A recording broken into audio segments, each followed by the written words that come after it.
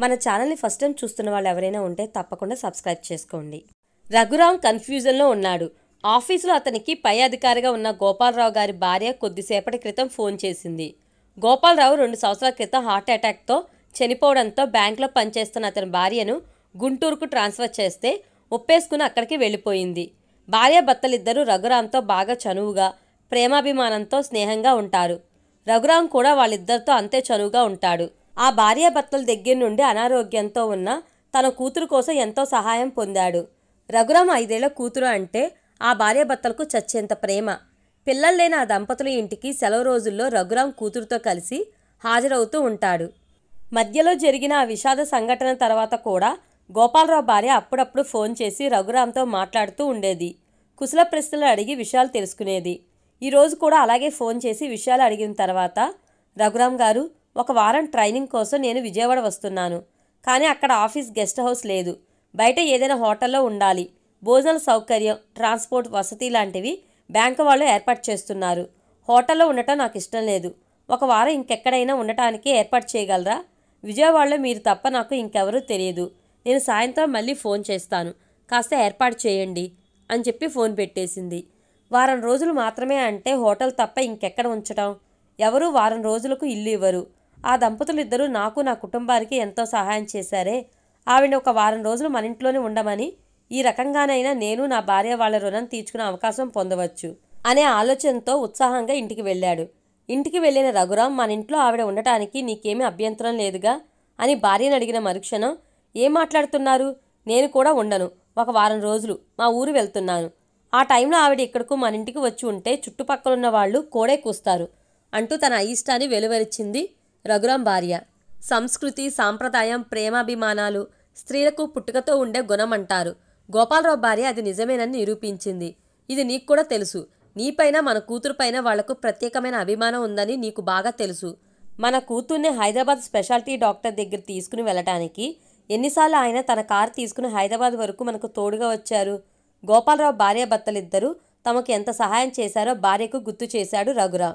తమ కూతురు ఆరోగ్య వ్యవహారంలో వాళ్ళు అందించిన మోరల్ సపోర్ట్, ప్రతిసారి కూతుర్ని తీసుకుని డాక్టర్ని చూడటానికి వెళ్ళేటప్పుడు గోపాలరావు తన కారులో తీసుకువెళ్ళింది, ఎప్పటికప్పుడు తమ కూతురు ఆరోగ్యం గురించి ఎంక్వైరీ చేసి తెలుసుకుంటూ ఉండటాన్ని, అలా చాలా వాటిని గుర్తు చేశాడు. అలాంటి సన్నిహితుడైన గోపాలరావు హఠాత్తుగా చనిపోవడం రఘురాంకు పెద్ద నష్టమే. కానీ స్నేహితుల నష్టాన్ని పూర్తి చేస్తున్నట్టు గోపాలరావు భార్య రోజుకు ఒకసారైనా అతని కూతురు ఆరోగ్యం గురించి అడిగి తెలుసుకుంటుంది. అలాంటి ఆవిడ ఒక చిన్న సహాయం అడిగితే చేయకపోవటం స్నేహానికి చేసే పెద్ద ద్రోహం అని భార్యకు వివరించాడు.